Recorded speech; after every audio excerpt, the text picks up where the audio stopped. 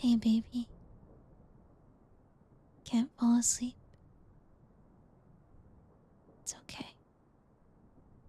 How about I read you your favorite story?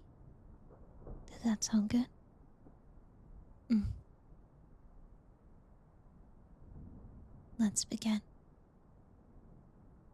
The history of the Roman Empire covers the history of ancient Rome from the fall of the Roman Republic in 27 BC until the abdication of Romulus Augustulus in AD 476 in the west, and the fall of Constantinople in the east in AD 1453.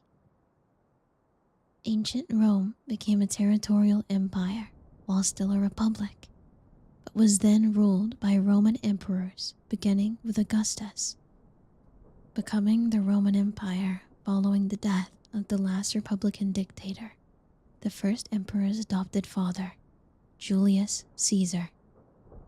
Rome had begun expanding shortly after the founding of the Roman Republic in the 6th century BC, though it did not expand outside of the Italian peninsula until the 3rd century BC.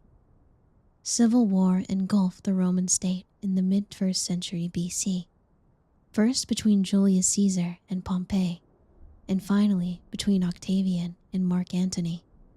Antony was defeated at the Battle of Actium in 31 BC. In 27 BC, the Senate made Octavian imperator, also known as commander, thus beginning the Principate, the first epoch of Roman imperial history, usually dated from 27 BC to AD 284. They later awarded him the name Augustus, the Venerated. Subsequent emperors all took this name as the imperial title Augustus. The success of Augustus in establishing principles of dynastic succession was limited by his outliving a number of talented potential heirs. The Julio-Claudian dynasty lasted for 4 more emperors: Tiberius, Caligula, Claudius, and Nero, before it yielded in AD 69 to the strife-torn years of the 4 emperors, from which Vespasian emerged as a victor. Vespasian became the founder of the brief Flavian dynasty, to be followed by the Nerva-Antonine dynasty, which produced the 5 good emperors: Nerva, Trajan, Hadrian, Antonius Pius, and the philosophically inclined Marcus Aurelius. In the view of the Greek historian Dio Cassius, a contemporary observer, the ascension of the Emperor Commodius in AD 180 marked the descent from a kingdom of gold to one of rust and iron, a famous comment which has led some historians, notably Edward Gibbon, to take Commodius's reign as the beginning of the decline of the Roman Empire. In 212, during the reign of Caracalla, Roman citizenship was granted to all freeborn inhabitants of the empire. Despite this gesture of universality, the Severian dynasty was tumultuous. An emperor's reign was ended routinely by his murder or execution, and following its collapse, the Roman Empire was engulfed by the crisis of the 3rd century, a period of invasions, civil strife, economic disorder, and epidemic disease. In defining historical epochs, the crisis is typically viewed as a marking to the start of the later Roman Empire, and also the transition from classical antiquity to late antiquity. In the reign of Philip the Arab, Rome celebrated the 1000th anniversary of her founding by Romulus and Remus with the Secular Games. Diocletian restored stability to the empire, modifying the role of princeps and becoming the first emperor to be addressed by Roman citizens as domine, master or lord, or referred to as Dominus Noster, our Lord. Diocletian's reign also brought the empire's most concerted efforts against the perceived threat of Christianity, the Great Persecution. The state of absolute monarchy that began with Diocletian endured into the fall of the Eastern Roman Empire in 1453. Diocletian divided the empire into 4 regions, each ruled by an emperor. Confident that he fixed the disorders plaguing Rome, he abdicated along with his co-Augustus, and the Tetrarchy eventually collapsed in the civil wars of the Tetrarchy. Order was eventually restored by the victories of Constantine, who became the first emperor to convert to Christianity, and who founded Constantinople as a new capital for the empire after defeating his co-emperor Licinius. The reign of Julian, who under the influence of his advisor Mardonius attempted to restore classical Roman and Hellenistic religion, only briefly interrupted the succession of Christian emperors of the Constantinian dynasty. During the decades of the Valentinian and Theodosian dynasties, the established practice of multiple emperors was continued. Theodosius I, the last emperor to rule both the Eastern Empire and the whole Western Empire, died in AD 395 after making Christianity the official religion of the empire. The Western Roman Empire began to disintegrate in the early 5th century as the Germanic migrations and invasions of the migration period overwhelmed the capacity of the empire to assimilate the immigrants and fight off the invaders. Most chronologies place the end of the Western Roman Empire in 476, when Romulius Augustulus was forced to abdicate to the Germanic warlord Odoacer. By placing himself under the rule of the Eastern Emperor Zeno, rather than naming himself or a puppet ruler as emperor, as the other Germanic chiefs had done, Odoacer ended the separate Roman government of the Western Empire. The Eastern Empire exercised diminishing control over the West over the course of the next century. The empire in the East, known today as the Byzantine Empire, but referred to in its time as the Roman Empire, or by various other names, ended in 1453 with the death of Constantine. Babe, I don't know my Roman numerals. Is that 11 or 9? And the fall of Constantinople to the Ottoman Turks. Octavian, the grandnephew and adopted son of Julius Caesar, had made himself a central military figure during the chaotic period following Caesar's assassination. In 43 BC, at the age of 20, he became one of the 3 members of the Second Triumvirate, a political alliance with Marcus Lepidus and Mark Antony. Octavian and Antony defeated the last of Caesar's assassins in 42 BC at the Battle of Philippi. Although after this point, tensions began to rise between the two. The triumvirate ended in 32 BC, torn apart by the competing ambitions of its members. Lepidus was forced to exile, and Antony, who had allied himself with his lover, Queen Cleopatra the 7th? Of Egypt, committed suicide in 30 BC following his defeat at the Battle of Actium by the fleet of Octavian. Octavian subsequently annexed Egypt to the empire. Now sole ruler of Rome, Octavian began a full-scale reformation of military, fiscal, and political matters. The Senate granted him power over appointing its membership and several successive councilships, allowing him to operate within existing constitutional machinery and thus reject titles that Romans associated with monarchy, such as rex, aka king. The dictatorship, a military office in the early republic, typically lasting only for 6 months' military campaigning season, had been resurrected first by Sulla in the late 80s BC and then by Julius Caesar in the mid-40s. The title dictator was never used again. As the adopted heir of Julius Caesar, Octavian had taken Caesar as a component of his name and handed down the name of his heirs of the Julio-Claudian dynasty.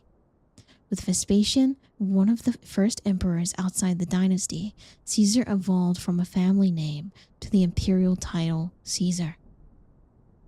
Augustus created his novel, an historically unique position by consolidating the constitutional powers of several republican offices. He renounced his consulship in 23 BC, but retained his consular imperium, leading to a second compromise between Augustus and the Senate, known as the Second Settlement. Augustus was granted the authority of a tribune, though not the title, which allowed him to call together the Senate and people at will and lay business before it, veto the actions of either the Assembly or the Senate, preside over elections, and it gave him the right to speak first at any meeting. Also included in Augustus' tribunician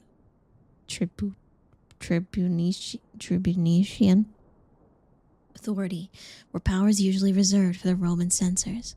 These include the right to supervise public morals and scrutinize laws to ensure they were in the public interest, as well as the ability to hold a census and determine the membership of the Senate. No tribune of Rome had ever had these powers, and there was no precedent within the Roman system for consolidating the powers of a tribune and the censor into a single position. Nor was Augustus ever elected to the office of censor, whether censorial powers were granted to Augustus as part of his tribunician authority, or he simply assumed those is a matter of debate. In addition to those powers, Augustus was granted sole imperium within the city of Rome itself. All armed forces in the city, formerly under the control of the prefects, were now under the sole authority of Augustus. Additionally, Augustus was granted imperium proconsulare meius, literally eminent proconsular command, the right to interfere in any province and override the decisions of any governor. With this, Augustus was the only individual to grant a triumph to a successful general, as he was ostensibly the leader of the entire Roman army. The Senate reclassified the provinces at the frontiers as imperial provinces and gave control of those to Augustus. The peaceful provinces were reclassified as senatorial provinces, governed as they had been during the Republic by members of the Senate sent out annually by the central government. Senators were prohibited from so much as visiting Roman Egypt, given its great wealth and history as a base of power for opposition to the new emperor. Taxes from the imperial provinces went into the fiscus, the fund administered by persons chosen by and answerable to Augustus. The revenue from senatorial provinces continued to be sent to the state treasury, under the supervision of the Senate.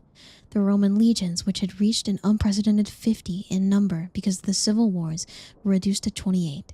Several legions, particularly those with members of doubtful loyalties, were simply disbanded. Other legions were united, a fact hinted by the Gemina twin. Augustus also created 9 special cohorts to maintain peace in Italia, with 3, the Praetorian Guard, kept in Rome. Control of the fiscus enabled Augustus to ensure the loyalty of the legions through their pay. Augustus completed the quest of Hispania, while subordinate generals expanded Roman possessions in Africa and Asia Minor.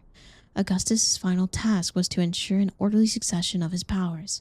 His stepson Tiberius had conquered Pannonia, Dalmatia, Raetia, and temporarily Germania for the empire, and was thus a prime candidate. In 6 BC, Augustus granted some of his powers to his stepson, and soon after he recognized Tiberius as his heir. In AD 13, a law was passed which extended Augustus's powers over to the provinces of Tiberius, so that Tiberius's legal powers were equivalent to, and not independent from, those of Augustus. Attempting to secure the borders of the empire upon the rivers Danube and Elbe, Augustus ordered the invasions of Illyria, Moesia, and Pannonia, south of the Danube, and Germania, west of the Elbe. At first, everything went as planned, but then disaster struck.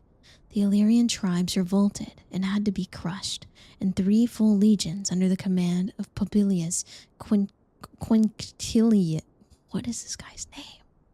Varus, were ambushed and destroyed at the Battle of the Teutoburg Forest in AD 9 by Germanic tribes led by Arminius. Being cautious, Augustus secured all territories west of the Rhine and contented himself with retaliatory raids. The rivers Rhine and Danube became the permanent borders of the Roman Empire in the north.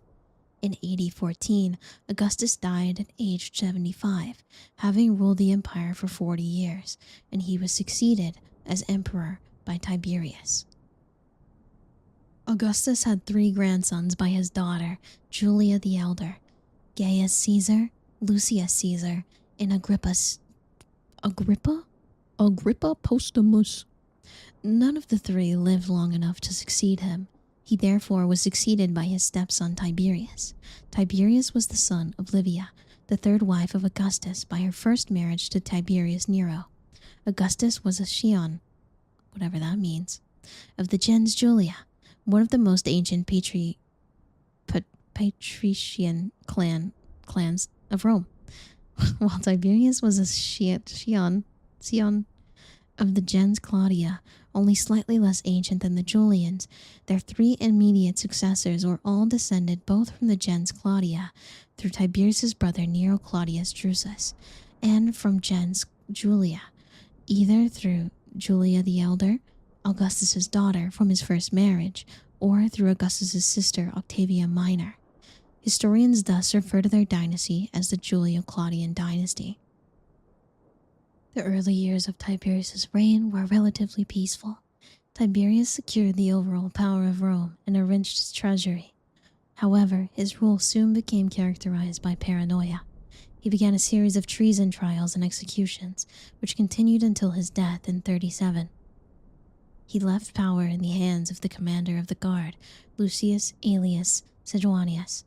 Tiberius himself retired to live in his villa on the island of Capri in 26, leaving his administration in the hands of Sejanus, who carried on the persecutions with contentment. Sejanus also began to consolidate his own power. In 31, he was named co-consul with Tiberius and married Livilia, the emperor's niece. At this point, he was hoisted by his own petard. The emperor's paranoia, which he had been so ably exploited for his own gain, turned against him. Sejanus was put to death, along with many other of his associates, the same year. The persecutions continued until Tiberius's death in 37. At the time of Tiberius's death, most of the people who might have succeeded him had been killed. The logical successor, in Tiberius's own choice, was his 24-year-old grandnephew, Gaius, better known as Caligula, Little Boots. Caligula was a son of Germanicus and Agrippina, crazy name, the elder. His paternal grandparents were Nero and Antonia, and his maternal grandparents were Marcus and Julia. He was thus a descendant of both Augustus and Livia. Caligula started out well by putting an end to the persecutions and burning his uncle's records. Unfortunately, he quickly lapsed into illness. The Caligula that emerged in the late 37 demonstrated features of mental instability that led modern commentators to diagnose him with such illnesses as encephalitis, which can cause mental derangement, hyperthyroidism, or even a nervous breakdown, perhaps brought on by the stress of his position. Whatever the cause, there was an obvious shift in his reign from this point on, leading his biographers to label him as insane. Most of what history remembers of Caligula comes from Suetonius. In his book, Lives of the 12 Caesars. According to Suetonius, Caligula once planned to appoint his favorite horse, Incitatus, to the Roman Senate. Bro wanted a horse on the Senate. What the horse? What the horse doing? He ordered his soldiers to invade Britain to fight the sea god Neptune, but changed his mind at the last minute and had them pick seashells on the northern end of France instead. It is believed he carried on incestuous relationships with his 3 sisters, Julia, Drusilla, and Agrippina. He ordered a statue of himself to be erected in Herod's temple at Jerusalem, which would have undoubtedly led to revolt had he not been dissuaded from this plan by his friend King Agrippa I. He ordered people to be secretly killed and then called them to his palace. When they did not appear, he would jokingly remark that they must have committed suicide. In 41, Caligula was assassinated by the commander of the guard, Cassius Chaerea. Also killed were his 4th wife, Caesonia, and their daughter, Julia. For 2 days following his assassination, the Senate debated the merits of restoring the Republic. Claudius was a younger brother of Germanicus and had long been considered a weakling and a fool by the rest of his family. The Praetorian Guard, however, acclaimed him as emperor. Claudius was neither paranoid like his uncle Tiberius, nor insane like his nephew Caligula, and was therefore able to administer the empire with a reasonable ability. He improved the bureaucracy and streamlined his citizenship and senatorial roles. He ordered the construction of a winter port in Ostia Antica for Rome, therefore providing a place for grain from other parts of the empire to be brought in inclement weather. Claudius ordered the suspension of further attacks across the Rhine, setting what was to become a permanent limit of the empire's expansion in that direction. In 43, he resumed the Roman conquest of Britannia that Julius Caesar had begun in the 50s BC, and incorporated more eastern provinces into the empire. In his own family life, Claudius was less successful. His wife, You're not going to believe this. His wife, Messalina, cuckolded him. When he found out, he had her executed and married his niece, Agrippa. Agrippina. Oh my god, sorry. She, along with several of his freedmen, held an inordinate amount of power over him, and although there are conflicting accounts of his death, she may very well have poisoned him in 54. Claudius was dived later that year. The death of Claudius paved the way for Agrippina's own son, the 17-year-old Lucius Domitius Nero. Nero ruled from 54 to 68. During his rule, Nero focused much of the attention on diplomacy, trade, and increasing the cultural capital of the empire. He ordered the building of theaters and prompted athletic games. His reign included the Roman-Parthian War, the suspension of a revolt led by Boudicca in Britannia, and the improvement of cultural ties with Greece. However, he was egotistical and had severe troubles with his mother, who he felt was controlling and overbearing. After several attempts to kill her, he finally had her stabbed to death. He believed himself a god and decided to build an opulent palace for himself. The so-called Domus Aurea, meaning golden house in Latin, was constructed atop the burnt remains of Rome after the Great Fire of Rome. Because of the convenience of this, many believe that Nero was ultimately responsible for the fire, spawning the legend of him fiddling while Rome burned, which is almost certainly untrue. The Domus Aurea was a colossal feat of construction that covered a huge space and demanded new methods of construction in order to hold up the golden, jewel-encrusted ceilings. By this time, Nero was hugely unpopular, despite his attempts to blame the Christians for most of his regime's problems. A military coup drove Nero into hiding. Facing execution at the hands of the Roman Senate, he reportedly committed suicide in 68. According to Cassius Dio, Nero's last words were, "Jupiter, what an artist perishes in me." Since he had no heir, Nero's suicide was followed by a brief period of civil war, known as the Year of the Four Emperors. Between June 68 and December 69, Rome witnessed a successive rise and fall of Galba, Otho, Vitellius until the final ascension of Vespasian, first ruler of the Flavian dynasty. The military and political anarchy created by this civil war had serious implications, such as an outbreak of the Batavian Rebellion. These events showed that a military power alone could create an emperor. Augustus had established a standing army, where individual soldiers served under the same military governors over an extended period of time. The consequence was that these soldiers in the provinces developed a degree of loyalty to their commanders, which they did not have for the emperor. Thus, the empire, in a sense, a union of insular principles which could have disintegrated at any time. Through his sound fiscal policy, the Emperor Vespasian was able to build up a surplus in the treasury and began construction on the Colosseum.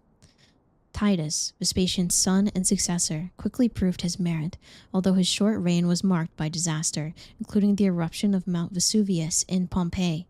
He held the opening ceremonies in the still unfinished Colosseum, but died in 81. His brother Domitian succeeded him. Having exceedingly poor relations with the Senate, Domitian was murdered in September 96. The Flavians, although a relatively short-lived dynasty, helped restore stability to an empire on its knees. Although all three have been criticized, especially based on their more centralized style of rule, they issued reforms that created a stable enough empire to last well into the 3rd century.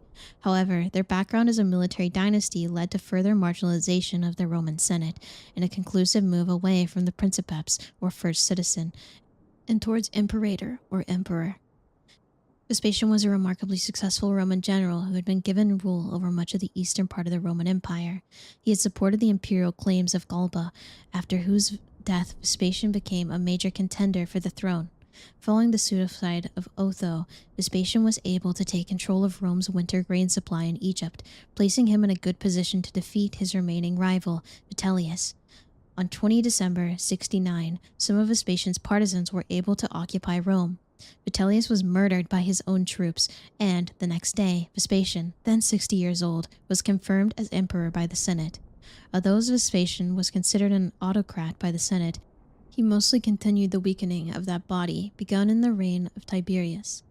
The degree of the Senate's subservience can be seen from the post-dating of his ascension to power by the Senate to 1 July, when his troops proclaimed him emperor, instead of 21st December, when the Senate confirmed his appointment.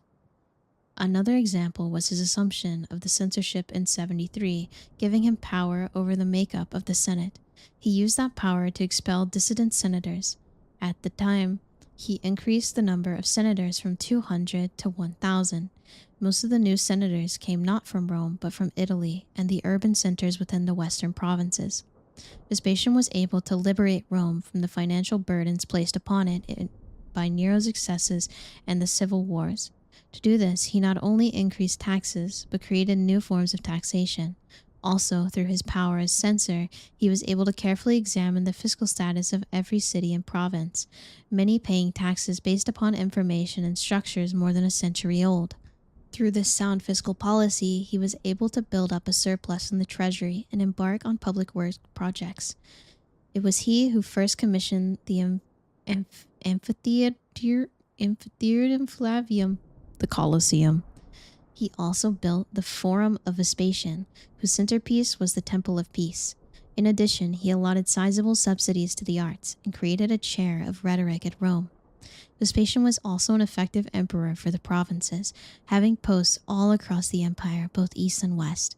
In the west, he gave a considerable favoritism to Hispania, in which he granted Latin rights to over 300 towns and cities, promoting a new era of urbanization throughout the western provinces.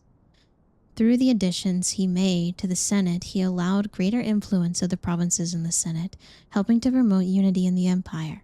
He also extended the borders of the empire, mostly done to help strengthen the frontier defenses, one of Vespasian's main goals. The crisis of 69 had wrought havoc on the army.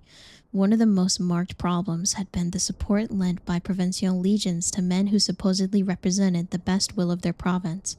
This was mostly caused by the placement of native auxiliary units in the areas they were recruited in, a practice Vespasian stopped. He mixed auxiliary units with men from other areas of the empire or moved the units away from where they were recruited. Also, to reduce further the chances of another military coup, he broke up the legions and instead of placing them in one singular concentrations, spread them along the border. Perhaps the most important military reform he undertook was the extension of legion recruitment from exclusively Italy to Gaul and Hispania, in line with the Romanization of those areas. Titus was the eldest son of Vespasian. He had been groomed to rule. He was served as an effective general under his father, helping to secure the east and eventually taking over the command of Roman armies in Syria and Judea, quelling a significant First Jewish-Roman War at the time. He shared the consulship for several years with his father and received the best tutelage. Although there was some trepidation when he took office because of his known dealings with some of the less respectable elements of Roman society, he quickly proved his merit, even recalling many exiled by his father as a show of good faith. However, his short reign was marked by disaster. In 79, Mount Vesuvius erupted in Pompeii, and in 80, a fire destroyed much of Rome. His generosity in rebuilding after these great tragedies made him very popular. Titus was very proud of his work on the vast amphitheater that had begun by his father. He held the opening ceremonies in the still unfinished edifice during the year 80, celebrating with a lavish show that featured 100 gladiators and lasted 100 days. Titus died in 81 at the age of 41 of what is presumed to be illness. It was rumored that his brother Domitian murdered him in order to become his successor. Although these claims have little merit, whatever the case, he was greatly mourned and missed. All of the Flavians had rather poor relations with the Senate due to their autocratic rule. However, Domitian was the only one who encountered significant problems. His continuous control as consul and censor throughout his rule, the former his father shared in much the same way as the Julio-Claudian forerunners, the latter presented difficulty even to obtain, were unheard of. In addition, he often appeared in full military regalia as an imperator, an affront to the idea of what the Principate-era emperor's power was based upon, the emperor of the Princeps. Princeps. His reputation in the Senate aside, he kept the people of Rome happy through various measures, including donations to every resident of Rome, wild spectacles in the newly finished Colosseum, and the continuation of the public work projects of his father and brother. He also apparently had the good fiscal sense of his father. Although he spent lavishly, his successors came to power with a well-endowed treasury. Domitian repelled the Dacians in his Dacian War. The Dacians had sought to conquer Moesia, south of the Danube, in the Roman Balkans. Toward the end of his reign, Domitian became extremely paranoid, which probably had roots in his treatment he received by his father.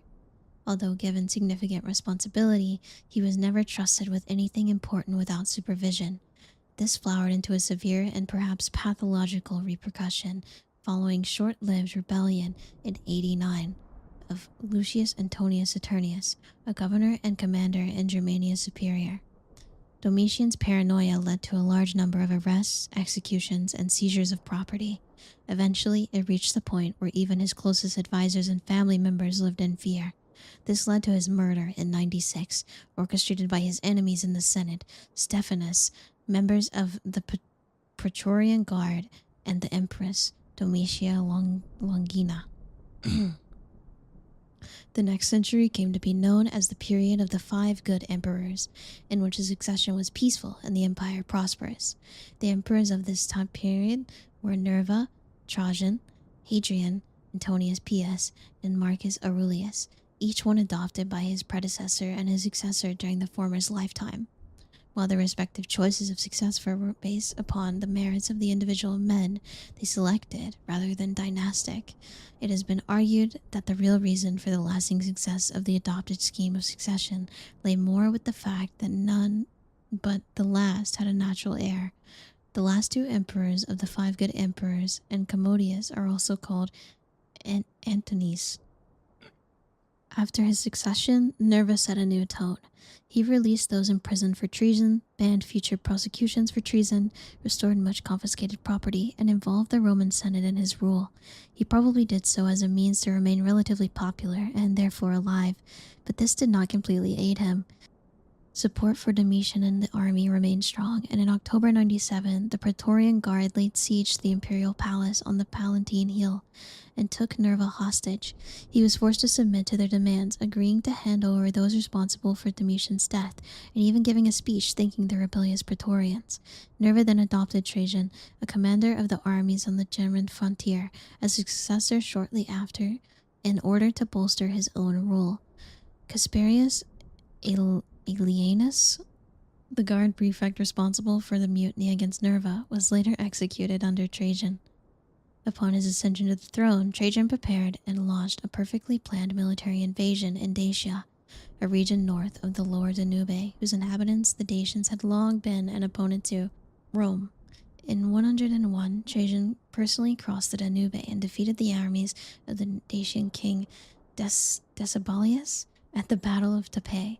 The emperor decided not to press on towards a final conquest as his armies needed reorganization, but he did impose very hard peace conditions on the Dacians. At Rome, Trajan was received as a hero, and he took the name of Dacius, a title that appears on his coinage of this period.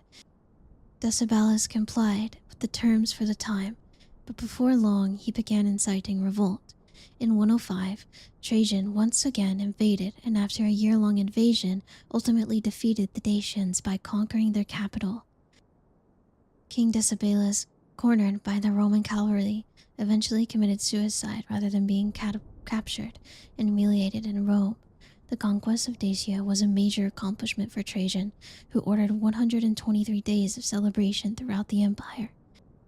He also constructed Trajan's Column in the middle of Trajan's Forum in Rome to glorify the victory. In 112, Trajan was provoked by the decision of Osrios I to put the latter's own nephew Axidares on the throne of the Kingdom of Armenia. The Arsacid dynasty of Armenia was a branch of the Parthian royal family established in 54. Since then, the two great empires had shared hegemony of Armenia. The encroachment on the traditional Roman sphere of influence by Osrios ended the peace which had lasted for some 50 years. Trajan first invaded Armenia. He deposed the king and annexed it to the Roman Empire. Then he turned south into Parthian territory in Mesopotamia, taking the cities of Babylon, Seleucia, and finally the capital Ctesiphon in 116, while suppressing the Kitos War, a Jewish uprising across the eastern provinces. He continued southward to the Persian Gulf, whence he took Mesopotamia as a new province of the empire and lamented that he was too old to follow in the steps of Alexander the Great and continue his invasion eastward. But he did not stop there. In 116, he captured the great city of Susa. He deposed the emperor Osrios I and put his own puppet ruler Parthomospates on the throne. Not until the reign of Heraclius would the Roman army push so far to the east, and Roman territory never again reached so far eastward. During his rule, the Roman Empire reached its greatest extent. It was quite possible for the Roman to travel from Britain to the Persian Gulf without leaving Roman territory. Despite his own excellence as a military administrator, Hadrian's reign was marked more by the defense of the empire's vast territories rather than major military conflicts. He surrendered Trajan's conquests in Mesopotamia, considering them to be indefensible.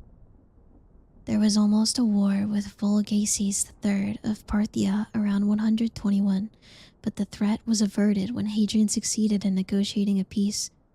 Hadrian's army crushed the Bar Kokhba revolt, a massive Jewish uprising in Judea. Hadrian was the first emperor to extensively tour the provinces, donating money for local construction projects as he went.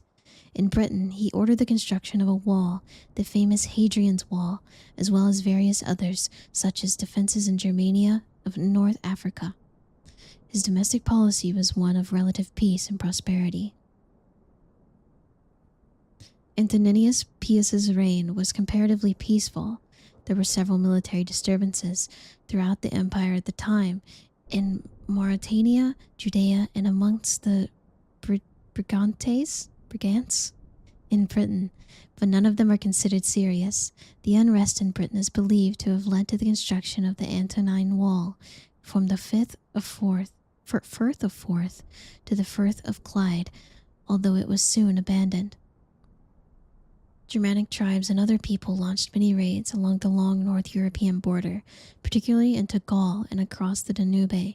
Germans, in turn, may have been under attack from more warlike tribes farther east, driving them into the empire. His campaigns against them are commemorated on the column of Marcus Aurelius. In Asia, a revitalized Parthian empire renewed its assault. Marcus Aurelius sent his co-emperor Lucius Verus to command the legions in the east. Lucius was authoritative enough to command the full loyalty of the troops, but already powerful enough that he had little incentive to overthrow Marcus. The plan succeeded. Verus remained loyal until his death, while on campaign in 169. In 175, while on campaign in northern Germany in the Marcomannic Wars, Marcus was forced to contend with a rebellion by Avidius Cassius, a general who had been an officer during the wars against Persia. Cassius proclaimed himself Roman emperor and took the provinces of Egypt and Syria as part of his empire. It is said that Cassius had revolted as he had heard the word that Marcus was dead. After 3 months, Cassius was assassinated and Marcus restored the eastern part of the empire. In the last years of his life, Marcus, a philosopher as well as an emperor, wrote his book on Stoic philosophy known as Meditations. The book has since been hailed as Marcus's great contribution to philosophy. When Marcus died in 180, the throne passed to his son Commodius, who had been elevated to the rank of co-emperor in 177. This ended the succession plan of the previous 4 emperors, where the emperor would adopt his successor, although Marcus was the first emperor since Vespasian to have a natural son that could succeed him, which was probably the reason he allowed the throne to pass to Commodius and not adopt a successor from outside his family. It is possible that an alleged Roman embassy from Pekin that arrived in eastern Han China in 166 via the Roman maritime route into South China Sea, landing at Zhaozhou, and bearing gifts for the Emperor Huan of Han, was sent by Marcus Aurelius or his predecessor Antonius Pius. The embassy was perhaps simply a good group of Roman merchants, not official diplomats. Other Roman embassies of the 3rd century supposedly visit China by sailing along the same maritime route. These were preceded by the appearance of Roman glasswares in China tombs, the earliest piece found at Guangzhou, and dating to the 1st century BC. The earliest Roman coins found in China date to the 4th century AD and appear to have come by the way of the Silk Road through Central Asia. However, Roman gold medallions from the reign of Antonius Pius and possibly his successor Marcus Aurelius have been discovered at southern Vietnam, which was then part of the kingdom of Funan near Chinese-controlled Jiaoji, and the region where Chinese historical texts claim the Romans first landed before venturing further into China to conduct diplomacy. Furthermore, in his geography, Claudius Ptolemy described the location of the Golden Chersonese, now known as the Malay Peninsula, and beyond this a trading port called Kathiawar. Ferdinand von Richthofen assumed this as Hanoi, yet the Roman and Mediterranean artifacts found at Ok Ao suggest this location instead. The period of the 5 good emperors was brought to an end by the reign of Commodius from 180 to 192. Commodius was the son of Marcus Aurelius, making him the first direct successor in a century, breaking the scheme of adopted successors that had worked so well. He was co-emperor with his father from 177. When he became sole emperor upon the death of his father in 180, it was at first seen as a hopeful sign by the people of the Roman Empire. Nevertheless, as generous and magnanimous as his father was, Commodius was just the opposite. In the decline and fall of the Roman Empire, Edward Gibbon noted that Commodius at first ruled the empire well. However, after an assassination attempt involving a conspiracy by certain members of his family, Commodius became paranoid and slipped into insanity. The Pax Romana, or Roman peace, ended with the reign of Commodius. One could argue that the assassination attempt began a long decline of the Roman Empire, when Commodius's behavior became increasingly erratic throughout the early 190s. Pertinax is thought to have implicated in the conspiracy that led to Commodius's assassination on the 31st of December 192. The plot was carried out by the Praetorian prefect Quintus Aemilius Laetus, Commodius's mistress Marcia, and his chamberlain Ecletus. After the murder had been carried out, Pertinax, who was serving as urban prefect at the time, was hurried to the Praetorian camp and proclaimed emperor the following morning. His short reign, 86 days, was an uneasy one. He attempted to emulate the restrained practices of Marcus Aurelius and made an effort to reform the welfare program for poor children, but he faced antagonism from many quarters. His monetary reform was far-sighted, but would not survive his death. He attempted to impose stricter military discipline upon the pampered Praetorians. In early March, he narrowly averted one conspiracy by a group to replace him with the consul Quintus Pompeius Socius Falco, like the guy from yeah. While he was in Ostatia inspecting the arrangements for grain shipments, the plot was betrayed. Falco himself was pardoned, but several of the officers behind the coup were executed.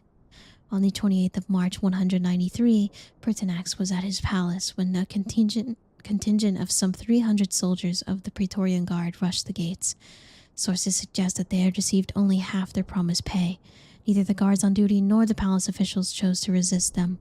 Pertinax sent Laetus to meet them, but he chose to side with the insurgents instead and deserted the emperor.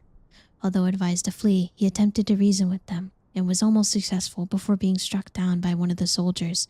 The Praetorian Guards auctioned off the imperial position, which Senator Didius Julianus won and became the new emperor. Upon his ascension, Julianus immediately devalued the Roman currency by decreasing the silver purity of the denarius from 87% to 81.5%.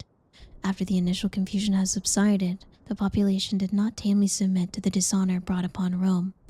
Whenever Julianus appeared in public, he was saluted with groans, imprecations, and shouts of robber and parricide.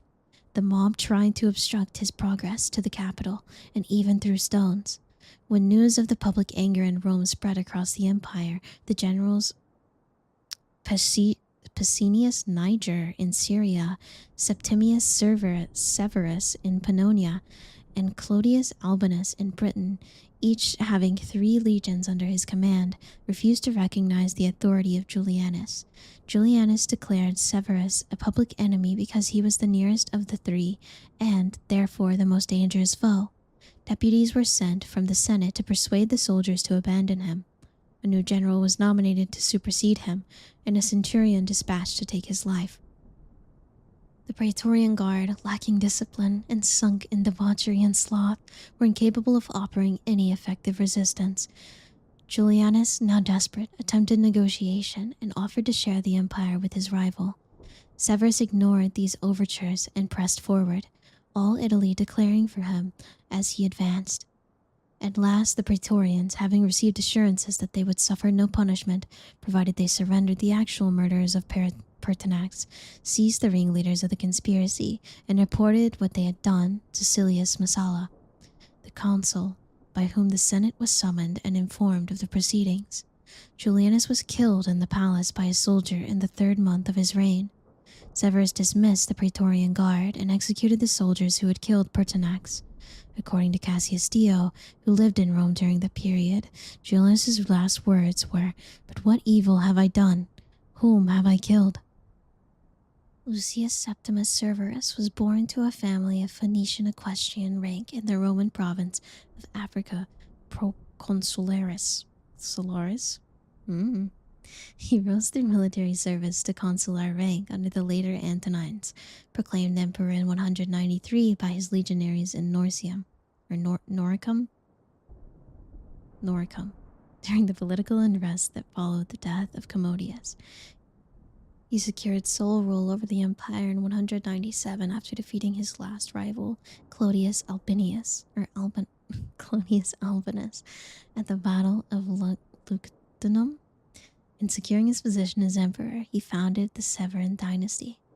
Severus fought a successful war against the Parthians and campaigned with success against barbarian incursions in Roman Britain, rebuilding Hadrian's Wall. In Rome, his relations with the Senate were poor, but he was popular with his commoners, as with his soldiers, whose salary he raised. Starting in 197, the influence of the Praetorian prefect, Gaius Fulvius Plautianus, was a negative influence. The latter was executed in 205. One of Plautianus' successors was the jurist Papinian. Severus continued official persecutions of Christians and Jews, as they were the only 2 groups who could not assimilate their beliefs to the official syncretistic creed. Severus died while campaigning in Britain. He was succeeded by his sons Caracalla and Geta, whom he made his co-Augusti and who reigned under the influence of their mother, Julia Domna. The eldest son of Severus, Caracalla, was born Lucius Septimus Bassianus in Lugdunum, Gaul. Caracalla was a nickname referring to the Gallic hooded tunic he habitually wore even when he slept. Before his father's death, Caracalla was proclaimed co-emperor with his father and brother Geta. Conflict between the two culminated in the assassination of the latter. Unlike the much more successful joint reign of Marcus Aurelius and his brother Lucius Verus in the previous century, relations were hostile between the two severed brothers from childhood. Geta was assassinated in his mother's apartments by order of Caracalla, who thereafter ruled as sole Augustus. Reigning alone, Caracalla was noted for lavish bribes to the legionnaires and unprecedented cruelty, authorizing numerous assassinations of perceived enemies and rivals. He campaigned with indifferent success against the Alemanni. The battles of Caracalla and Rome are the most enduring moments of his rule. His reign was also notable for the Antonine Constitution, also known as the Edict of Caracalla, which granted Roman citizenship to nearly all free men throughout the Roman Empire. He was assassinated while en route to campaign against the Parthians by the Praetorian Guard. Macrinus was born in 146 at Caesarea. Although coming from a humble background that was not dynastic or related to the Severian dynasty, he rose through the imperial household until, under the Imperia Caracalla, he was made a prefect of the Praetorian Guard. On account of the cruelty and treachery of the emperor, Macrinus became involved in a conspiracy to kill him and ordered the Praetorian Guard to do so. On the 8th of April, 217, Caracalla was assassinated traveling to Carrhae. 3 days later, Macrinus was declared Augustus. Diadumenian was the son of Macrinus, born in 208. He was given the title Caesar in 217 when his father became Augustus and raised to co-Augustus the following year. His most significant early decision was to make peace with the Parthian Empire, but many thought that the terms were degrading to the Romans. However, his downfall was his refusal to award the pay and privileges promised to eastern troops by Caracalla. He also kept those forces wintered in Syria, where they became attracted to the young Elagabalus. After months of mild rebellion by the bulk of the army in Syria, Macrinus took his loyal troops to meet the army of Elagabalus in Antioch. Despite a good fight by the Praetorian Guard, his soldiers were defeated. Macrinus managed to escape to Chalcedon, but his authority was lost. He was betrayed and executed after a short reign of just 14 months after his father's defeat outside Antioch. Diadumenian tried to escape east of Parthia, but was captured and killed. Born Varius Avitus Bassianus on 16th of May 205, known later as M. Aurelius Antonius, he was appointed at an early age to be priest of the sun god. Elagabalus, represented by a large dark rock called a basil, by which name he is known to historians. He was proclaimed emperor by the troops of Amasia, his hometown, who were instigated to do so by Elagabalus' grandmother, Julia Maesa. She spread a rumor that Elagabalus was the secret son of Caracalla.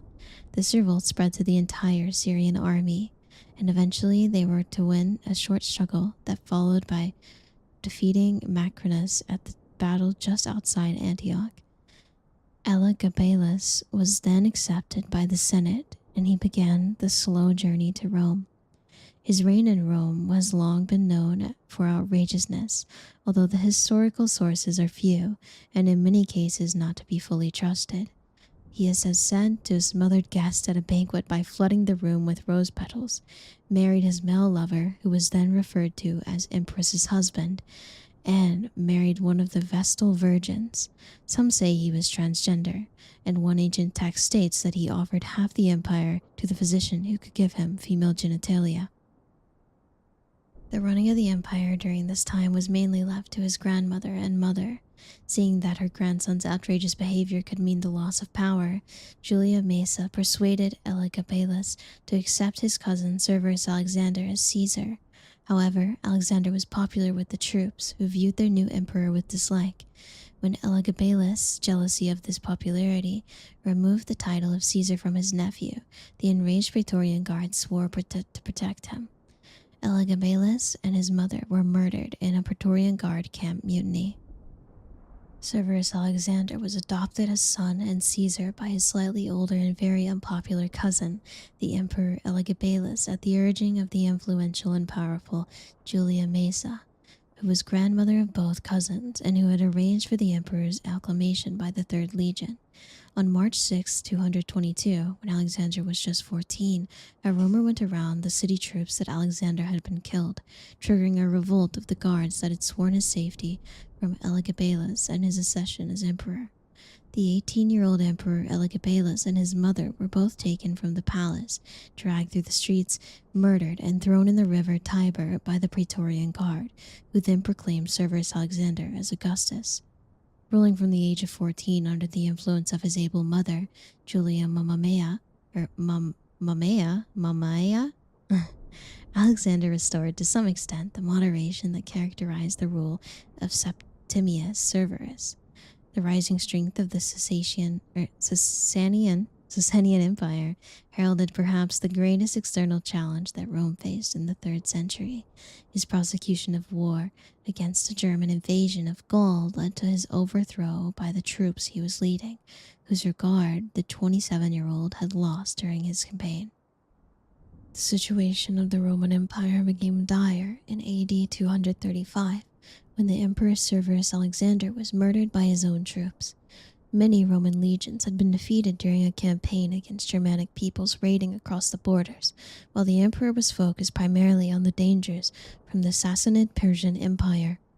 Leading his troops personally, Alexander resorted to diplomacy and the paying of tribute in an attempt to pacify the Germanic chieftains quickly.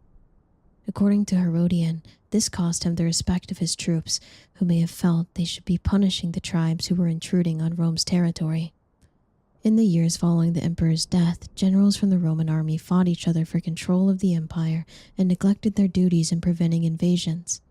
Provincials became victims of frequent raids by foreign tribes, such as the Carpians, Goths, Vandals, and Alemanni along the Rhine and Danube rivers in the western part of the empire, as well as attacks from the Sassanids in the eastern part of the empire. Additionally, in 251, the plague of Cyprian, possibly smallpox, broke out, causing large-scale mortality, which may have seriously affected the ability of the empire to defend itself. By 258, the Roman Empire broke up into 3 competing states. The Roman provinces of Gaul, Britain, and Hispania broke off to form the Gallic Empire, and 2 years later, in 260, the eastern provinces of Syria, Palestine, and Aegyptus became independent as the Palmyrene Empire, leaving the remaining Italian-centered Roman Empire proper in the middle. An invasion by a vast host of Goths was beaten back at the Battle of Naissus in 269. This victory was significant as a turning point of the crisis, when a series of tough, energetic soldier emperors took power. Victories by the Emperor Claudius Gothicus over the next 2 years drove back the Alemanni and recovered Hispania from the Gallic Empire. When Claudius died in 270 of the plague, Aurelian, who had commanded the cavalry at Naissus, succeeded him as the emperor and continued the restoration of the empire. Aurelian reigned through the worst of the crisis, defeating the Vandals, the Visigoths, and the Palmyrenes, the Persians, and then the remainder of the Gallic Empire. By late 274, the Roman Empire was reunited into a single entity, and the frontier troops were back in place. More than a century would pass before Rome again lost military ascendancy over its external enemies. However, dozens of formerly thriving cities, especially in the Western Empire, had been ruined. Their populations dispersed and, with the breakdown of the economic system, could not be rebuilt. Major cities and towns, even Rome itself, had not needed fortifications for many centuries. Many then surrounded themselves with thick walls. Finally, although Aurelian had played a significant role in restoring the empire's borders from an external threat, more fundamental problems remained. In particular, the right of succession had never been clearly identified by the Roman Empire, leading to continuous civil wars as competing factions in the military, senate, and other parties put forward their favored candidate for emperor. Another issue was the sheer size of the empire, which made it difficult for a single or autocratic ruler to effectively manage multiple threats at the same time. These continuing problems would be radically addressed by Diocletian, allowing the empire to continue to thrive and survive in the West for over centuries and in the East for over a millennium. As a matter of historical convention, the late Roman Empire emerged from the Principate with the ascension of Diocletian in 284, following the 3rd century crisis of AD 235 to 284. The end of the late empire is usually marked in the West with the collapse of the Western Empire in AD 476, while in the East its end is disputed as either occurring at the close of the reign of Justinian I or of Heraclius. The subsequent period of centuries of the Roman Empire's history is conventionally labeled the Byzantine Empire, with the reign of Heraclius beginning the Middle Byzantine period, which lasted until the Fourth Crusade. The transition to divided western and eastern halves of the empire was gradual. In July 285, Diocletian defeated the rival emperor Carinus and briefly became sole emperor of the Roman Empire. Diocletian's reign stabilized the empire and marked the end of the crisis of the 3rd century. Diocletian appointed a co-emperor in 286 and delegated further with 2 junior emperors. Diocletian secured the empire's borders and purged it of all threats to his power. He defeated the Sarmatians and Carpi during several campaigns between 285 and 299, the Alemanni in 288, and usurpers in Egypt between 297 and 298. Galerius, aided by Diocletian, campaigned successfully against Sassanid Persia, the empire's traditional enemy. In 299, he sacked their capital. He sacked their capital. He sacked their capital, Ctesiphon. Yes, Diocletian led the subsequent negotiations and achieved a lasting and favorable peace. Diocletian separated and enlarged the empire's civil and military services and reorganized the empire's provincial divisions, establishing the largest and most bureaucratic government in the history of the empire. He established new administrative centers in Nicomedia, Mediolanum, Antioch, and Trier, closer to the empire's frontiers than the traditional capital at Rome had been. Building on 3rd century trends towards absolutism, he styled himself an autocrat, elevating himself above the empire's masses with imposing forms of court ceremonies and architecture. Bureaucratic and military growth, constant campaigning, and construction projects increased the state's expenditures and necessitated a comprehensive tax reform. From at least 297 on, imperial taxation was standardized, made more equitable, and levied at generally higher rates. Diocletian saw that the vast Roman Empire was ungovernable by a single emperor in the face of internal pressures and military threats on 2 fronts. He therefore split the empire in half along a northwest axis just east of Italy and created 2 equal emperors to rule under the title of Augustus. Diocletian himself was the Augustus of the eastern half, and he made his longtime friend Maximian Augustus of the western half. In doing so, he effectively created what would become the Western Empire and the Eastern Empire. On the 1st of March 293, authority was further divided. Each Augustus took a junior emperor called a Caesar to aid him in administrative matters and to provide a line of succession. Galerius became Caesar for Diocletian, and Constantius Chlorus Caesar for Maximian. This constituted what is called the Tetrarchy by modern scholars, as each emperor would rule over a quarter division of the empire. After the empire had been plagued by bloody disputes about the supreme authority, this finally formalized a peaceful succession of the emperor. In each half, a Caesar would rise up to replace the Augustus and select a new Caesar. On May 1st, 305, Diocletian and Maximian abdicated in favor of their Caesars. Galerius named the two new Caesars, his nephew Maximius Daia for himself, and Valerius Severus for Constantius. The arrangement worked well under Diocletian and Maximian shortly after. The internal tensions within the Roman Empire were less acute than they had been. In the history of the decline and fall of the Roman Empire, Edward Gibbon notes that this arrangement worked well because of the affinity the four rulers had for each other. Gibbon says that this arrangement had been compared to a chorus of music. With the retirement of Diocletian and Maximian, this harmony disappeared.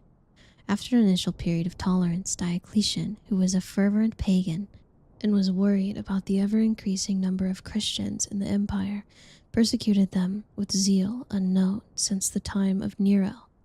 This was to be one of the greatest persecutions the Christians endured in history. Not all of Diocletian's plans were successful. The Edict of Maximus Prices? His attempt to curb inflation via price controls was counterproductive and quickly ignored. Although effective while he ruled, Diocletian's tetrarchic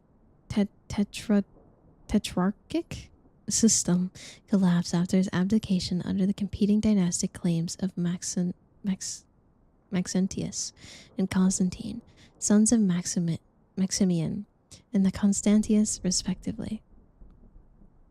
Diocletianic persecution, the empire's last, largest, and bloodiest official persecution of Christians, did not destroy the empire's Christian community. Indeed, after 324, Christianity became the empire's preferred religion under its first Christian emperor, Constantine. In spite of his failures, Diocletian's reforms fundamentally changed the structure of the Roman imperial government and helped stabilize the empire economically and militarily, enabling the empire to remain essentially intact for another 100 years despite being near the brink of collapse in Diocletian's youth. Weakened by illness, Diocletian left the imperial office on the 1st of May 305 and became the first Roman emperor to voluntarily abdicate the position. He lived out his retirement in his palace on the Dalmatian coast, tending to his vegetable gardens. His palace eventually became the core of the modern-day city of Split. The peaceful tetrarchy would effectively collapse with the death of Constantius Chlorus on July 25, 306. Constantius's troops in Aboracum immediately proclaimed his son Constantine the Great as Augustus. In August 306, Galerius promoted Severus to the position of Augustus. A revolt in Rome supported another claimant to the same title, Maxentius, son of Maximian, who was proclaimed Augustus on October 28, 306. His election was supported by the Praetorian Guard and the Roman Senate. This left the empire with 5 rulers, 4 Augusti and 1 Caesar. The year 307 saw the return of Maximian to the rank of Augustus alongside his son Maxentius, creating a total of 6 rulers of the empire. Galerius and Severus campaigned against them in Italy. Severus was killed under command of Maxentius on September 16, 307. The 2 Augusti of Italy also managed to ally themselves with Constantine by having Constantine marry Fausta, the daughter of Maximian and the sister of Maxentius. At the end of 307, the empire had 4 Augusti and a sole Caesar. In 311, Galerius's Edict of Sardisa officially put an end to the persecution of Christians, though the persecution continued in the territory of Maximianus Daia until his death in 313. Constantine and his co-Augustus Licinius legalized Christianity definitively in 313 in the so-called Edict of Milan. In 317, Constantine and Licinius elevated 3 of the grandchildren of Constantius to Caesar, Constantine's eldest son Crispus, and Constantine II and his nephew Licinius' son Licinius II. Constantine defeated his brother-in-law in 324 and executed both him and his son. This unified the empire under his control as sole Augustus, with only his young sons as co-emperors. He raised his son Constantius II to Caesar in 324. Having executed his eldest son and Caesar Crispus in 326, Constantine also elevated his son Constans to Caesar in 333, as well as appointing his relatives Dalmatius and Hannibalianus to Caesar and King of Kings, respectively. Constantine would rule until his death on the 22nd of May, 337. On their father's death, internum followed, during which Constantine II, Constantius II, and Constans eliminated most of the Constantinian dynasty in a struggle for power that ended with the elevation of the three brothers as co-Augusti in September 337. The empire was parted again among his three surviving sons. Constantine II was killed in conflict with his younger brother in 340. Constans was himself killed in conflict with the rebel Augustus Magnentius on the 18th of January 350. Magnentius was at first opposed in the city of Rome by self-proclaimed Augustus Nepotianus, a paternal first cousin of Constans. Nepotianus was killed alongside his mother, Eutropia. His other first cousin, Constantia, convinced Vetranio to proclaim himself Caesar in opposition to Magnentius. Vetranio served a brief term from 1st of March to 25th of December 350. He was then forced to abdicate by the legitimate Augustus Constantius. The usurper Magnentius would continue to rule the Western Roman Empire until 353, while in conflict with Constantius. His eventual defeat and suicide left Constantius as sole emperor until the nomination of his cousin Constantius Gallus as his Caesar and co-emperor. Constantius' rule would, however, be opposed again in 360. After his execution of Constantius Gallus, the Augustus Constantius had named his paternal half-cousin and brother-in-law Julian as his Caesar in 355, sending him to rule from Trier. During the following 5 years, Julian had a series of victories against invading Germanic tribes, including the Alemanni. This allowed him to secure the Rhine frontier. His victorious Gallic troops thus ceased campaigning. Constantius sent orders for the troops to be transferred to the east as reinforcements for his own currently unsuccessful campaign against Shapur II of Persia, or Shapur II of Persia. This order led the Gallic troops to an insurrection. They acclaimed, invested, and crowned their commanding officer Julian as Augustus after the decisive Battle of Strasbourg, a distinction he had previously been offered but declined. Both Augusti had readied their troops for another Roman civil war, but the timely demise of Constantius on the 3rd of November 361 and his deathbed recognition of Julian as co-Augustus prevented the Roman civil war of 350 to 353 from reaching Constantinople. Julian would serve as the sole emperor for 2 years. He had been raised by a Gothic slave, Mardonius, a great admirer of ancient Greek philosophy and literature. Julian had received his baptism as a Christian years before, but no longer considered himself one. His reign would see the ending of restrictions and violence against paganism introduced by his uncle and father-in-law Constantine I and his cousins and brothers-in-law Constantine II, Constans and Constantius II. He instead placed similar restrictions on Christianity, and some unofficial violence against Christians occurred. His Edict of Toleration in 362 ordered the reopening of pagan temples and the reinstitution of alienated temple properties, and, more problematically, for the Christian Church, the recalling of previously exiled Christian bishops. Returning Orthodox and Arian bishops resumed their conflicts, thus further weakening the Church as a whole. Julian himself was not a traditional pagan. His beliefs were largely influenced by Neoplatonism and theurgy. He reputedly believed he was the reincarnation of Alexander the Great. He produced works of philosophy arguing his beliefs. His brief renaissance of paganism would, however, end with his death. Julian eventually resumed the war against Shaper II of Persia.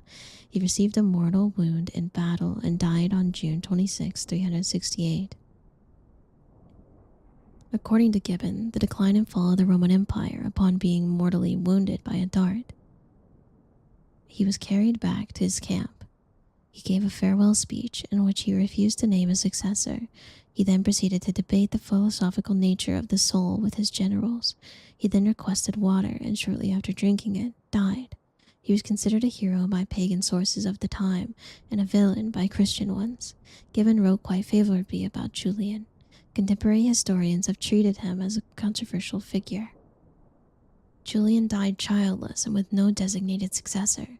The officers of his army elected the rather obscure officer Jovian emperor. He is remembered for signing an unfavorable peace treaty with the Sasanian Empire, ceding territories won from the Persians, dating back to Trajan. He restored the privileges of Christianity. He is considered a Christian himself, though little is known about his beliefs. Jovian himself died on the 17th of February, 364. The role of choosing a new Augustus fell again to the army officers. On the 28th of February 364, Pannonian officer Valentinian I was elected Augustus in Nicaea, Bithynia. Bithynia. The army had been left leaderless twice in a year, less than a year actually, and the officers demanded Valentinian choose a co-ruler. On the 28th of March, Valentinian chose his own younger brother Valens, and the two new Augusti parted the empire in the pattern established by Diocletian. Valentinian would administer the western provinces, while Valens took control over the East Empire. The election of Valens was soon disputed. Procopius, a Sicilian maternal cousin of Julian, had been considered a likely heir to his cousin, but was never designated as such. He had been hiding since the election of Jovian in 365, while Valentinian was at Paris and then in Rheims to direct the operations of his generals against the Alemanni. Procopius managed to bribe 2 legions assigned to Constantinople and take control of Constantinople. He was acclaimed Augustus on September 28th and soon extended his control to both Thrace and Bithynia.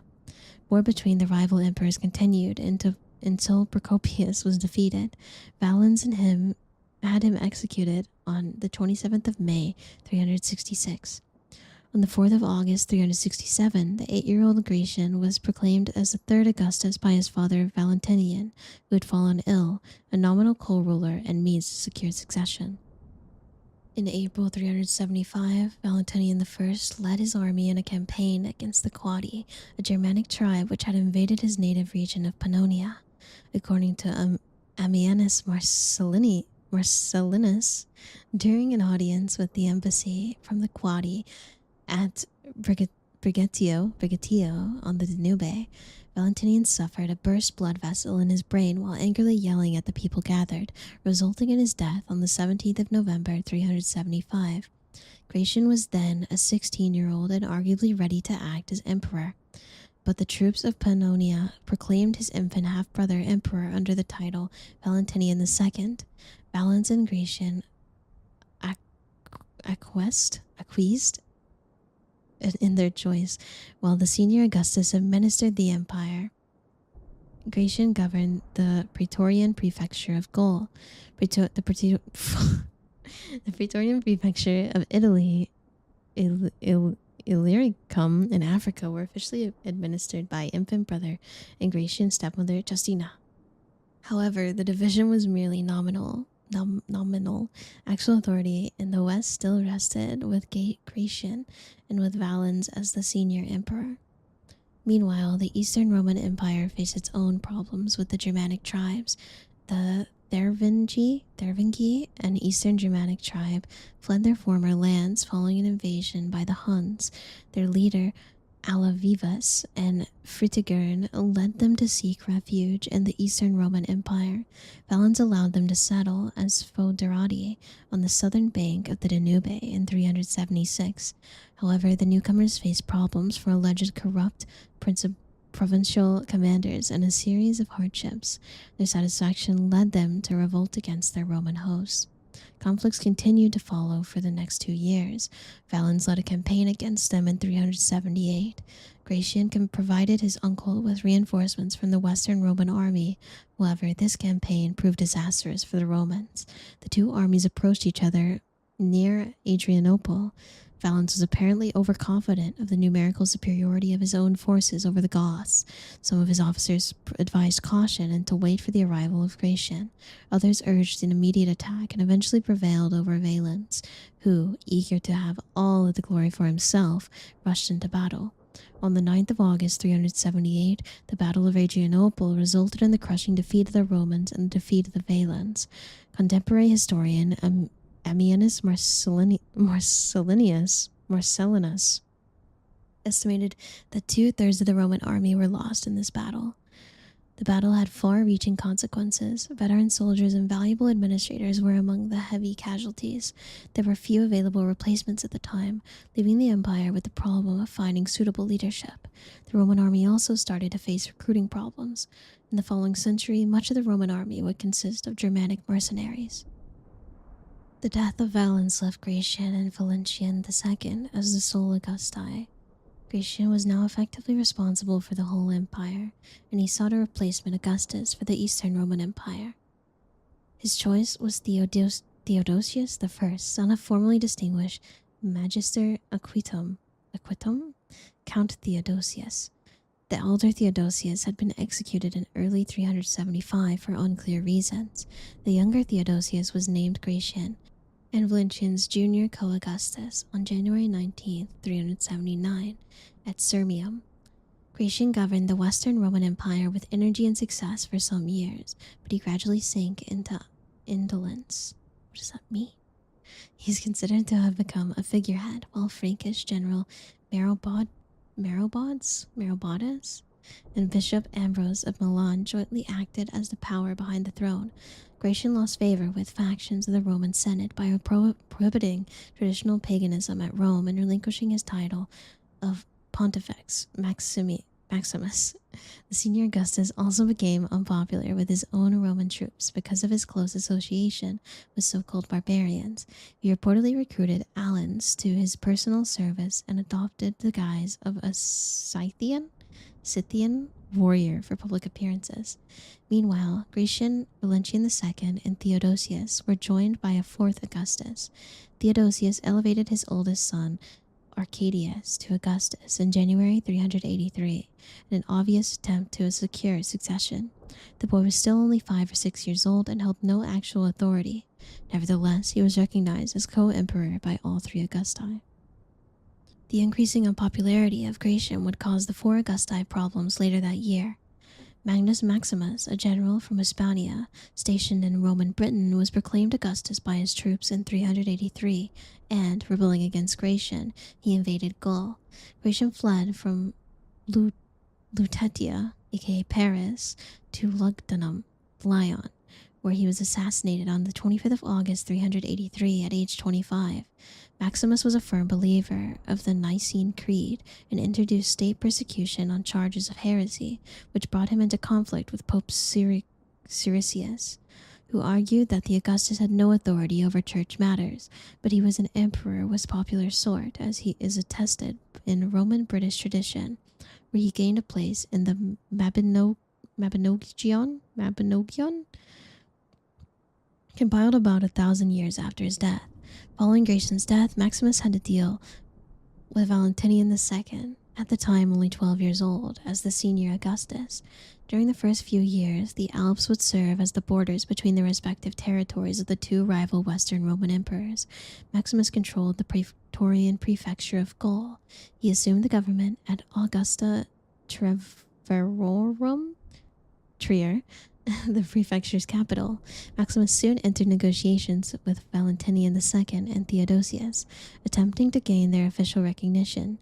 By 384, negotiations were unfruitful, and Maximus tried to press the matter by setting succession as only a legitimate emperor could do, proclaiming his own infant son, Flavius Victor, as Augustus. The end of the year found the empire having 5 Augusti. with relations between them yet to be determined. Theodosius was left a widower in 385 following the sudden death of Aelia Flaccilla, his Augusta and the mother of Arcadius and Honorius. In 386, Maximus and Victor finally received official recognition by Theodosius, but not by Valentinian. In 387, Maximus apparently decided to rid himself of his Italian rival. He crossed the Alps into the valley of the Po and threatened Milan. Theodosius was remarried to the sister of Valentinian II, Galla, after their mother Justina fled with the young emperor Theodosius's territory to escape Magnus Maximus's invasion of Italy. The marriage secured closer relations with the two Augusti. Theodosius indeed campaigned west in 388 and was victorious against Maximus. Maximus himself was captured and executed by Aquileia on the 28th of July 388. The Magister Militum Arbogast was sent to Trier with orders to also kill Flavius Victor. Theodosius restored Valentinian to power and through his influence had him converted to Orthodox Catholic Christianity. Theodosius continued to support Valentinian and protected him for the variety of usurpations. In 392, Valentinian II died mysteriously in Vienna. Arbogast, who may have killed him, allegedly, arranged for the appointment of Eugenius as emperor. However, the Eastern Emperor Theodosius refused to recognize Eugenius as emperor and invaded the West, defeating and killing Arbogast and Eugenius at the Battle of the Frigidus. Crazy name. He thus reunited the entire Roman Empire under his rule, and the last emperor who had practical power over the whole empire. On his death in February 395, the two halves of the empire went to his two sons, Arcadius and Honorius. Arcadius became ruler in the east with his capital in Constantinople, and Honorius became ruler in the west with his capital in Milan and later Ravenna. The Roman state would continue to have two different emperors with different seats of power throughout the 5th century, though the Eastern Romans considered themselves to be the only ones who were fully Roman. Latin was used in official writings as much as, if not more than, Greek, and the two halves were nominally, culturally, and historically, if not politically, the same state. Arcadius died in 408, having already elevated his infant son, Theodosius II, to Augustus in 402. Theodosius II reigned for more than 40 years. Theodosius had two sons and a daughter, Pulcheria, from his first wife, Aelia Flaccilla. His daughter and wife had died in 385 by his second wife, Galla, the daughter of Valentinian the Great. He had a daughter, Galla Placidia, and his son Gratian did not survive infancy. Galla Placidia, having grown up at Constantinople, married first Otholf, king of the Visigoths, and then the future Constantius III. Both her husbands died not long after the marriages, and Constantius III, who succeeded Honorius as Augustus, reigned for less than a year. Galla Placidia and Constantius had two children, the future Valentinian III, who became Augustus in the Western Empire, and Justa Grata Honoria. The death of Honorius, the official Joannes, seized power in Italy, and Theodosius II appointed Valentinian III his Caesar and dispatched him to the Western Empire with an army, which deposed Joannes, and whose commander elevated Valentinian to Augustus on the first anniversary of his appointment as Caesar. His mother, the Augusta Galla Placidia, was regent during his youth. Valentinian III married Theodosius II's daughter, Licinia Eudoxia. It reigned for 3 decades, until his murder by the rebel Augustus Petronius Maximus and his Caesar Palladius, who forced Valentinian's wife Licinia and daughter Placidia to marry them. On the death of Theodosius II, the military officer Marcian was acclaimed Valentinian III's co-Augustus and married the late emperor's elder sister, the Augusta Pulcheria. Marcian was the last of the Theodosians to rule the East and only connected them to marriage connected by marriage to the Augusta.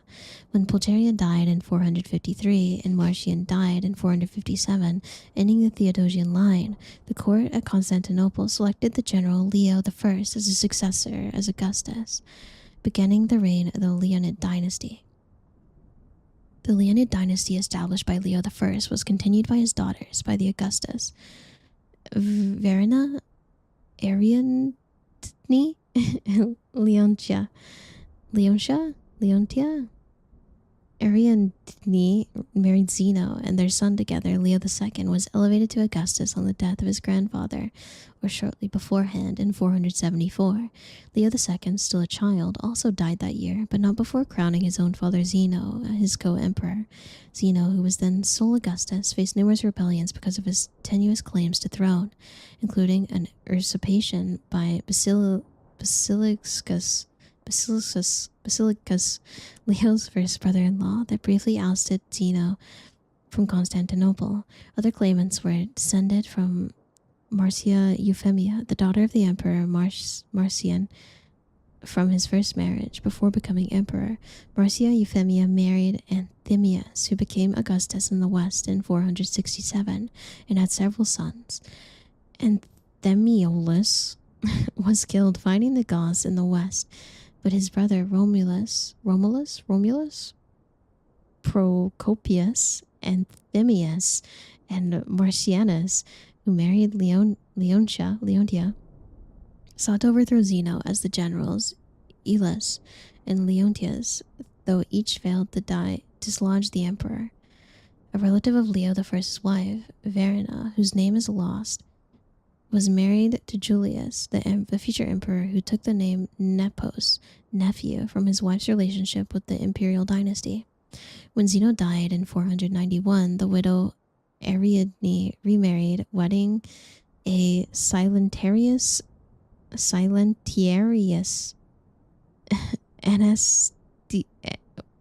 why do the names get worse? Anastasius Decorus, who was then acclaimed and crowned emperor. Anastasius built the Anastasian Wall as an outer defensive works for the fortification of walls of Constantinople. After 395, the emperors in the Western Empire were usually figureheads, while the actual rulers were military strongmen who took the title of Magister Militum, Patrician, or both. Stilicho from 395 to 408, Constantius from 411 to 421, Aetius from 433 to 454, and Ricimer from about 457 to 472. The year 476 is generally accepted as the formal end of the Western Roman Empire. That year, Orestes, having stolen the power from Emperor Julius Nepos the year before, refused the request of Germanic mercenaries in his service for the lands of Italy. The dissatisfied mercenaries, including the Heruli, revolted. The revolt led to the Germanic chieftain Odoacer. Odoacer and his men captured and executed Orestes. Weeks later, they captured Ravenna and deposed Orestes' usurper's son, Romulus Augustus. This event has been traditionally considered the fall of the Roman Empire in the West. Odoacer quickly conquered the remaining provinces in Italy. Odoacer returned to the Western Imperial Regalia to the Eastern Emperor, Zeno. Zeno soon received two deputations. One was from Odoacer, requesting that his control of Italy be formally recognized by the empire, in which case he would in turn acknowledge Zeno's supremacy. The other deputation was from Julius Nepos, requesting support to regain the throne. Zeno granted Odoacer the title of patrician. Zeno told Odoacer and the Roman Senate to take Nepos back, but Nepos never returned from Dalmatia, even though Odoacer issued coins in his name. Upon Nepos' death in 480, Zeno claimed Dalmatia for the East. J.B. Bury considers this the real end of the Western Roman Empire. Odoacer attacked Dalmatia, and the ensuing war ended with Theodoric the Great, king of the Ostrogoths, conquering Italy under Zeno's authority and forming the Ostrogothic kingdom, with its capital at Ravenna. When Anastasius himself died, the court at Constantinople ignored potential claimants from the Valentinianic Theodosian dynasty and elevated instead a senior officer of the imperial guard Justin I as Augustus. That has been the entirety of the wiki of the history of the Roman Empire. Do you know the Roman Empire now? I hope so. Did you enjoy? Did you like it? I'm glad. Thanks. If you're still listening, you better be subscribed.